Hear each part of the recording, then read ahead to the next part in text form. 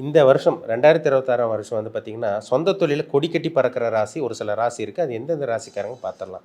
முதல்ல வந்து பார்த்தீங்கன்னா, மிதுன ராசி தாங்க. ஏன்னா ராசிக்கு 2ஆம் இடத்துல குரு வரனால இந்த வருடம் நிறைய மாற்றங்கள் உங்களுக்கு நடக்கும். சொந்த தொழில கொடி கட்டி பறக்கக்கூடிய வாய்ப்பு உருவாக போகுது. பெரிய பணக்காரனா மாற போறீங்க. அதில் மாற்றமே கிடையாது. ஜாதகத்தில் நல்ல தசாபுத்தி நடந்தால் நீங்கள் கோடீஸ்வரன் தான். அடுத்து வந்து பார்த்தீங்கன்னா, கன்னிராசிக்காரங்களை சொல்லிடலாம். கன்னிராசிக்காரங்க லாபஸ்தானத்தில், பாக்கி ஸ்தானத்தில், அதாவது பார்த்தீங்கன்னா லாபஸ்தானத்தில் உங்களுக்கு குரு வரனால நிறைய அதிர்ஷ்டத்தை கொடுப்பாரு உங்களுக்கு. அதிர்ஷ்டங்கள் தேடி வரும் உங்களுக்கு. அதாவது லக்கேலன்னு சொல்லிட்டு இருக்கவங்களுக்கு லக் அடிக்கக்கூடிய காலகட்டம் தான் இந்த காலகட்டம். சரிங்களா? அதனால சொந்த தொழில கொடி கட்டி பறக்கக்கூடிய ராசியில கன்னிராசிக்காரங்களும் ஒருத்தர். அடுத்து வந்து பார்த்தீங்கன்னா துலாம் ராசி. துலாம் ராசிக்கு வந்து பார்த்தீங்கன்னா 10லேயே குரு வர்றார். 10ல் குரு வந்து பதவி பறி போகணும்னு சொல்லுவாங்க. அப்படிலாம் கிடையவே கிடையாதுங்க. இருக்கிறத விட்டு அடுத்த கட்டத்துக்கு போக போறீங்க. சரிங்களா? ஒரு மாற்றத்தை கொடுக்க போகுது. 10ல் குரு வந்து உச்சம் பெறறனால தொழிலுக்காக கடன், அந்த தொழிலில் வந்து பார்த்தீங்கன்னா எதிர்பாராத வளர்ச்சி, தொழிலில் லட்சக்கணக்கில் கோடிக்கணக்கில் சம்பாதிக்கிறது எல்லாமே இந்த வருஷம் துலாம் ராசிக்காரங்களுக்கு அமைய போகுது. அடுத்து வந்து பார்த்தீங்கன்னா விருச்சிக ராசி அதே மாதிரி தான். பாகிஸ்தானுக்கு குரு வரனால உங்களுக்கும் நிறைய அதிர்ஷ்டங்கள், நினைச்சு கூட பார்க்க முடியாத ஒரு வாழ்க்கை, தொழிலில் அபரிவிதமான வளர்ச்சி, அசுர வளர்ச்சி